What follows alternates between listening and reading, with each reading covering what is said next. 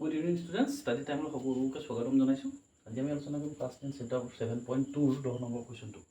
দিয়া আছে যে এটা ৰম্বাছটোৰ কালি উলিয়াব লাগে, যাৰ শীৰ্ষবিন্দুকেইটা 3 0 4 5 -1 4 আৰু -1 2 -2 দিয়া হৈ আছে। এইকেইটা বিন্দু দিয়া হৈ আছে শীৰ্ষবিন্দু, আৰু ইয়াৰ পৰা আমি কি উলিয়াব লাগে? এই ৰম্বাছটোৰ কালি উলিয়াব লাগে। যদি ৰম্বাছৰ কালি উলিয়াবলৈ যাওঁ তেতিয়াহ'লে আমি জানিব লাগিব ৰম্বাছৰ কালিটো হৈছে হাফ পূৰণ কৰ্ণ দুডালৰ পূৰণফল। কৰ্ণ মানে কি হ'ব? AC আৰু BD। AC আৰু BD পূৰণ কৰিলে তাৰ লগত হাফ পূৰণ কৰিলে যিটো হ'ব সেইটোৱে আমাৰ ৰম্বাছটোৰ কালি হ'ব। হাফ পূৰণ কৰ্ণ দুডালৰ পূৰণফল। এতিয়া আমি সেইটোকে যদি চাবলৈ যাওঁ, আমি যদি AC আৰু BD উলিয়াব পাৰোঁ তেতিয়াহ'লে আমি ৰম্বাছটোৰ কালি উলিওৱাৰ ক্ষেত্ৰত আমাৰ সহজ হ'ব। ইয়াতে কি আছে? দূৰত্ব সূত্ৰ ব্যৱহাৰ কৰি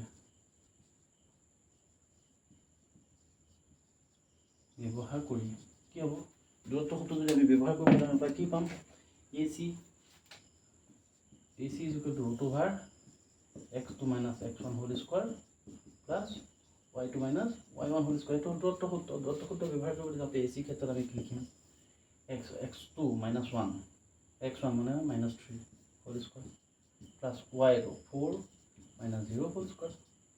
ইয়াকে যদি চাবলৈ যাওঁ কিমান পাম? -3 -4 -4 whole square plus 4 square। এতিয়া এইটোকে চাবলৈ যাওঁতে 16 plus 16। এনেকুৱা ধৰণৰ সংখ্যাবিলাক যদি থাকে তেতিয়াহ'লে আমি ডাইৰেক্টলি কি লিখিব পাৰোঁ? 4√2 লিখিব পাৰোঁ। AC পালোঁ আমি। আকৌ BD ইকুৱেল টু কি হ'ব? এতিয়া ফৰ্মুলাটো লিখা আছে x2 minus x1 whole square y2 minus y1 whole square। গতিকে ইয়াতে আমি যদি চাওঁ কি হ'ব? BDৰ ক্ষেত্ৰত -2 -4 whole square plus -1 -5 whole square।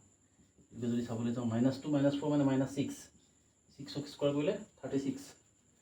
তাৰপিছতে এইটো একে আহিব -1 -6 মানে -6 হোল স্কোৱাৰ কৰিলে 36।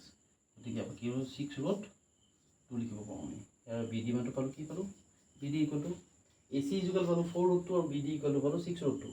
যদি যিহেতু AC আৰু BD পালোঁৱেই, গতিকে আমাৰ এতিয়া উলিয়াব লাগে ৰম্বাছটো কালি। এতেকে ABCD ৰম্বাছৰ কালি ইকুৱেল কি হ'ব? হাফ পূৰণ AC ইনটু BD। হাফটো হাফে থাকিলে AC মানটো কিমান পালোঁ? 4√2 ইনটু BD মানটো কিমান পালোঁ? 6√2। এতিয়া চাওঁ এই ৰুটটো মানে 2 কটা গ'ল, গতিকে কি থাকিলে? 6 × 4। ইয়াতে থাকিলে 4 × 6 4 × 6 মানে 24 স্কোৱাৰ বৰ্গ একক।